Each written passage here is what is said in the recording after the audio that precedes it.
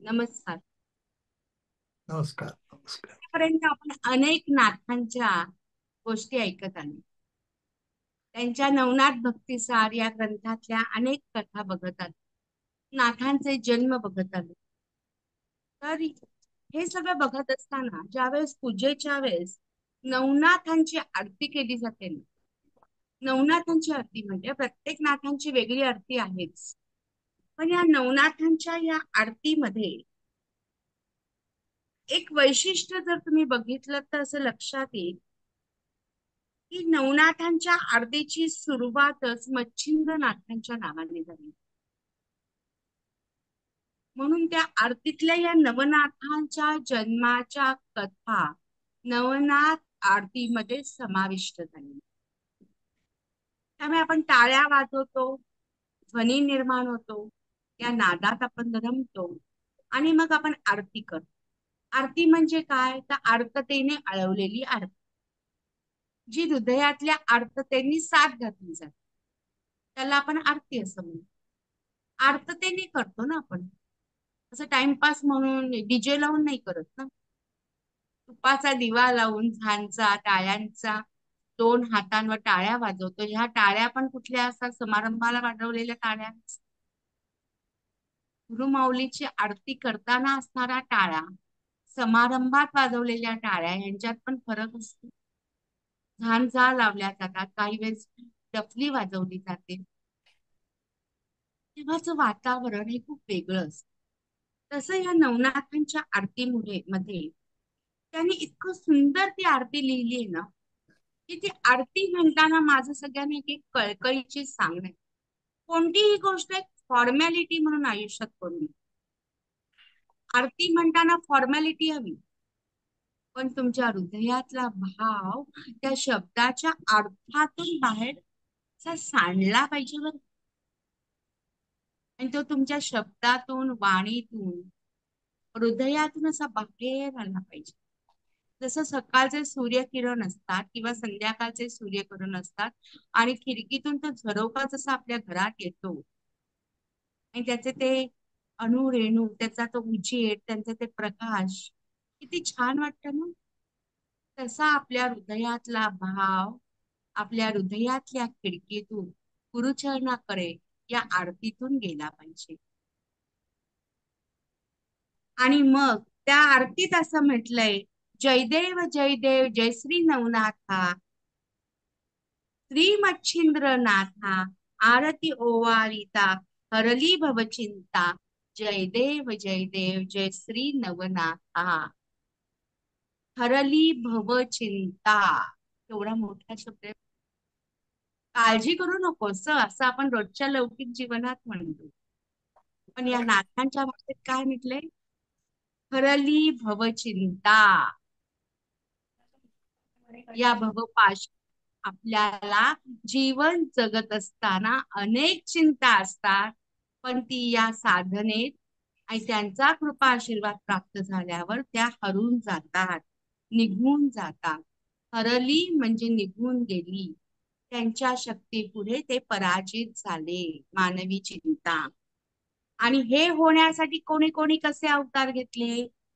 कलीमध्ये अवतार नवनारायण, दाखविला मार्ग शाबरी विद्येचा कोण, केला ती उद्धार अवघ्या जगाचा, गाईल महिमा नवसिद्धांचा. म्हणजे अवघ्या जगाचा उद्धार करण्यासाठी, शाबरी विद्येची निर्मिती करण्यासाठी कलीमध्ये अवतार जो नवनारायणाने घेतलाय, त्यात प्रथम मच्छापासून मच्छिंद्रनाथ झाले.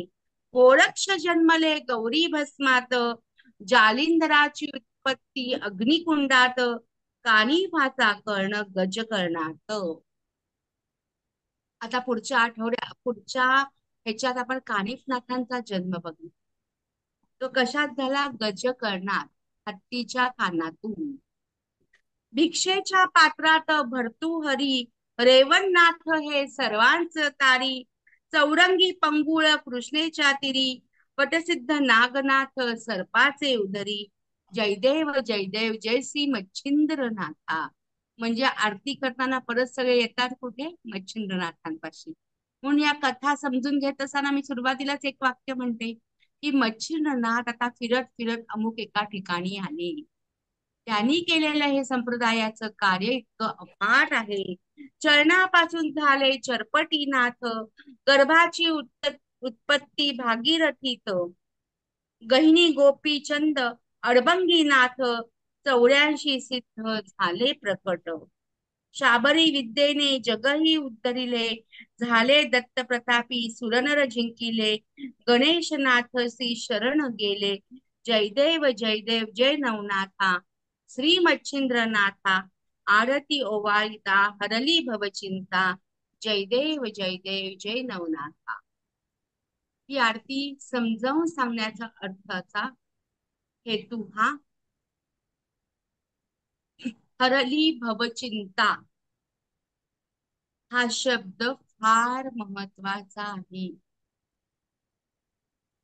आणि म्हणून जालिंदरनाथ यांचा जन्मवृत्त आपण बघितलं.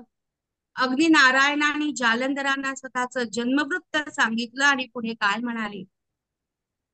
नवनाथ भक्तिसार या अध्यायाच्या 12व्या अध्यायात ते म्हणतात, पाळ मी सर्वांच्या इच्छा पूर्ण करतो. यावेळी तुमच्यावर काही प्रसाद करावा असं मला वाटत आहे. तेव्हा तुमच्या मनात जर काही इच्छा असेल तर ती मला निसंकोचपणे सांग.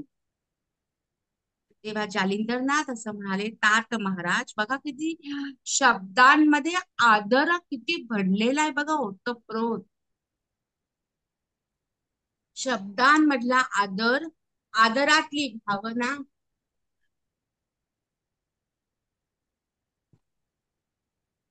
तात महाराज,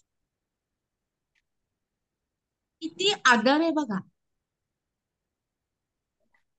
या आदरातली भावना, आदर, की ते काय म्हणाले की मला आता खरंच कसली इच्छा राहिलेली नाहीये.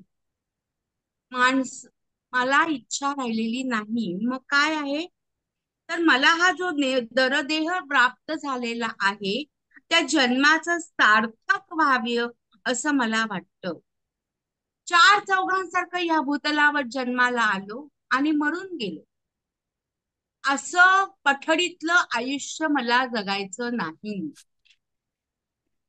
खरं म्हणजे प्रत्येक माणसाचीच पाहिजे ना अवस्था, की जन्माला आलेला माणूस मरणार ते, पण जन्म आणि मृत्यू या दोघांमधला जीवनाचा प्रवास कसा जगायचा हे मात्र प्रत्येक माणसाने ठरवणं आवश्यक आहे. ते या नाथजींनी सुद्धा ठरवलं. मला असं वाटतं की मला तसं नकोय. तर मला असं अगदी नारायण असं वाटतंय माझ्या तात म्हणजे वडील, की मला तुमचा सुपुत्र म्हणून जीवनाचं सार्थक करायचं. किती छान मागणी आहे बघा. काय मागावं, काय मागावं, की तुमचा सुपुत्र म्हणून माझ्या जीवनाचं सार्थक मला करायचंय. आणि ते असं करायचंय की सत्कीर्ती रूपाने ते चिरंजीव राहील. कसं मागणं मागितलंय बघा, सुंदर.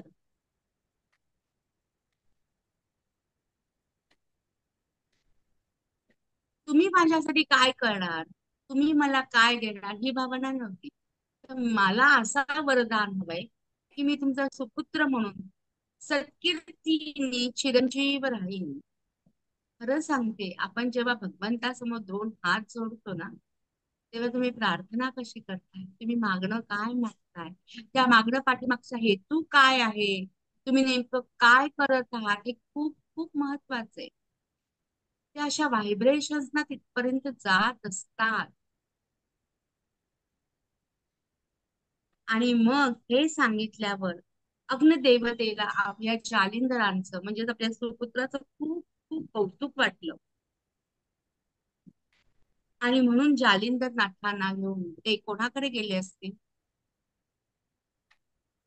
की याचं कल्याण जीवनाचं झालं पाहिजे, म्हणून ते दत्तगुरूंकडे गेले. आणि ते म्हणाले, महाराज, जालंधर हा मदनाचा अंश आहे. भगवान शंकराची त्यांनी केला आहे. तेव्हा त्यांना भस्म न देता पहिला सुंदरात तेव्हा हे गर्भगृहात असताना अनंत नारायण संचार केला. गृहद्रव्याच्या सोमयाचे तेज मी अंतरिक्षाच्या जीवास बाहेर टाकलं. तेथे बालक जालंधर नावाने वाढला आहे. त्याच्या उपनयनानंतर राजगृह अरण्यात सोडून गेले. तेथेच त्यांची माझी पुनर्भेट झाली. आता यांना घेऊन मी दत्तात्रय अत्रिनंदना तुमच्या चरणाशी आणलेलं आहे. तेव्हा याचा स्वीकार करा, धन्य करा, त्यांचं जीवन सार्थकी लावा. हे अग्निदेवाचं बोलणं ऐकून दत्तगुरूंनाही कौतुक वाटलं आणि दत्तगुरु म्हणाले, मला आज खूप आनंद झाला. खूप आनंद. गुरूंचा आनंद पण समजून घ्यायला हवा ना आपण. आपण आपली सुख दुःख सांगत असतो नेहमी, माणसाची एक सवय आहे. पण आपल्या गुरूंना नेमकं काय अपेक्षित आहे, त्यांचा आनंद कशात आहे, त्यांचा संतोष कशात आहे, हे जेव्हा माणसाला कळेल ना, त्यावेळेस त्याला खरं जीवनाचं गुरुतत्व समजेल. दत्तगुरूंना अत्रिनंदनांना खूप आनंद झाला. ते म्हणाले, मी याचा स्वीकार करतो. तो 12 वर्ष माझ्याकडे राहील, तपश्चर्या करेल आणि त्या कालावधीत दत्तात्रेयांनी त्यांना सगळ्या प्रकारचं ज्ञान दिलं, दीक्षा दिली आणि जालिंदरनाथांचे जालिंदरनाथ झाले. म्हणजे जालंधरनाथांचे पहिले सद्गुरू कोण? त्याच डायरेक्ट दत्तगुरु आहे, प्रत्यक्ष दत्तगुरु आहे. तसं मच्छिंद्रनाथांचे सद्गुरू हे दत्तात्रय आहेत, तसेच श्री जालिंदरनाथांचे सद्गुरू श्री दत्तात्रयच आहेत. त्यानंतर 12 वर्ष जालंधर दत्तात्रयांकडे राहिले. त्या कालावधीत दत्तगुरूंनी त्यांना अनेक मंत्र दीक्षा दिल्या, सिद्धी दिली, ज्ञान दिलं, अद्वैताचा बोध केला आणि त्यांच्याकडून खूप अभ्यास करून घेतला. सर्व प्रकारच्या दीक्षा त्यांना दिल्या, विद्या दिली, सगळ्यात पारंगत केलं, सगळ्या देवदेवतांचं अधिष्ठान त्यांना प्राप्त करून दिलं आणि नंतर त्यांना परत अग्नीकडे सोपवलं. आणि ते काय म्हणाले, हे बघ अग्निदेवता, मी माझं सगळं काम केलेलं आहे. आता ह्यांना देवतांच्या भेटीला घेऊन जा. दत्तगुरूंची प्रशंसा करून अग्निदेवाने जालंधर दत्तात्रयांकडून निघाले आणि मग त्रिभुवनात जी विविध दैवत होती त्यांच्या भेटीला गेले. मच्छिंद्रनाथांना ज्या सगळ्या देवता प्राप्त झाल्या होत्या, त्या सगळ्या देवता चे आशीर्वाद घेऊन बद्रिकाश्रमात, जसं गोरक्षनाथांना मच्छिंद्रनाथांनी 12 वर्ष तपश्चर्येला बसवलं, तसं या जालिंदरनाथांना सुद्धा 12 वर्ष तपश्चर्येसाठी बसवलं आणि हरब्रह्मादी सर्व दैवतांकडून त्यांनी आशीर्वाद प्राप्त करून गेले आणि नाथ संप्रदायात हे कार्य पुढे करायचे याची जाणीव अग्निदेवतेनी आणि श्री दत्तात्रयांनी आमच्या जालिंदरनाथांना करून दिली. ही जाणीव करून देत असताना त्यांनी सांगितलं की तुझं कार्य हे खूप वेगळं आहे. जालिंदरनाथ हे नाथजी इतर नाथजींपेक्षा स्वभावाने खूप खूप वेगळे होते. जालिंदरनाथ ज्याला आपण म्हणतो, त्यांचा जन्मच मुळात अग्निकुंडातून झालेला आहे. त्यामुळे त्यांच्या जीवनात आपण म्हणतो की जालिंदरनाथ हे एक अंतरिक्ष होते आणि त्यामुळे त्यांच्या आरतीतच, आरती जेव्हा म्हटली जाते ना, तेव्हा त्याच्यात जयदेव जयदेव जालिंदर गुरुजय अंतरिक्षा असं म्हटलेलं आहे आणि शरण चरणी तव स्मरणम निरंतर करुणा कारा भिक्षा. शब्द बघा, आरतीतले नेहमीची आरती तशी ही आरती नाहीये, जरा वेगळी आरती आहे थोडीशी. पुढे त्यांनी काय म्हटलंय की तो सुलोचना राणीच्याकडे लाडात वाढलेले हे ज्यावेळेस अग्नीनी उचलून नेला दत्ताच्या चरणी, जालिंदर चिरंजीव एकटा मागे अशी करणी. आणि मग दत्तात्रयांचा अनुग्रह झाल्यानंतर आमच्या जालिंदर नाथाने शाबरी रचिली 34 कोटी ओ 12 लक्ष. सोपं आहे का हो? 34 कोटी 12 लक्ष शाबरी मंत्रांची निर्मिती जालिंदर नाथांनी केली आहे. गजकर्णा बोलवणे कानिफा शिष्या, दैव दैवते शस्त्र अस्त्र सामर्थ्य भारी वर्षा. आणि इथून पुढे जालिंदर नाथांचं एक वेगळं कार्य सुरू झालं. मैनावती, गोपीचंद, चंपावती अशा अनेकांना आयुष्यात दीक्षा देऊन, गुरुमंत्र देऊन त्यांनी जीवनाचं सार्थक केलं. अशा या जालिंदर नाथांचा नाथ संप्रदायातला प्रवेश म्हणजे नाथ संप्रदायाला सिद्ध शाबरींची मिळालेली आणखीन एक नवीन पाऊलवाट. या पाऊलवाटातून, या मंत्रांच्या सानिध्यातून, सहवासातून निर्माण झालेला जगत कल्याणाचा एक नवा आणखीन झेंडा. या झेंड्याखाली तुम्ही आम्ही राहूया आणि ज्ञानाची प्राप्ती करून घेऊया. जय गुरुमाऊली. आदेश. नमस्कार. नमस्कार. जय गुरु.